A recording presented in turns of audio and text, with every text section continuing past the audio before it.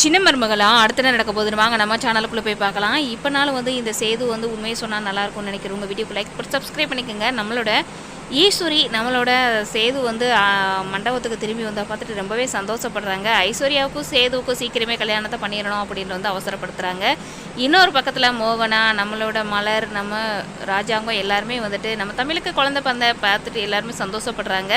இதுக்கடையில் நம்மளோட ஈஸ்வரி மனசை மாற்றி எப்படியாவது இந்த கல்யாணத்தை நடத்தியே ஆகணும் அப்படின்ற முடிவில் இருக்காங்க. இன்னொரு பக்கம் பார்த்தா நம்மளோட சாவித்திரி தாமரையும் இந்த கல்யாணத்தை நடக்க விடக்கூடாது அப்படின்ற செம பிளானை போட்டுட்ருக்காங்க. நம்ம சாவித்திரியும் என்னென்னமோ சொல்லி பார்க்குறாங்க.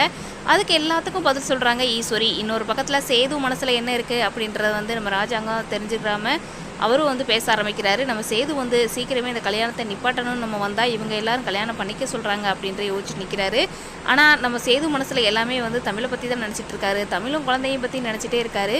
இன்னொரு பக்கம் பார்த்தா இந்த நாளை விட்டால் இதுக்கப்புறம் இந்த சேதுவை பிடிக்கவே முடியாது, மனசு மாறினாலும் மாறிடுவான் அப்படின்னு நம்ம ஈஸ்வரிக்கு ஒரு பயம் ஒரு பக்கத்தில் இருக்குது. இன்னொரு பக்கத்தில் சாவித்திரியும் தாமரைக்கும் எப்படியாவது நம்ம சேது இந்த கல்யாணம்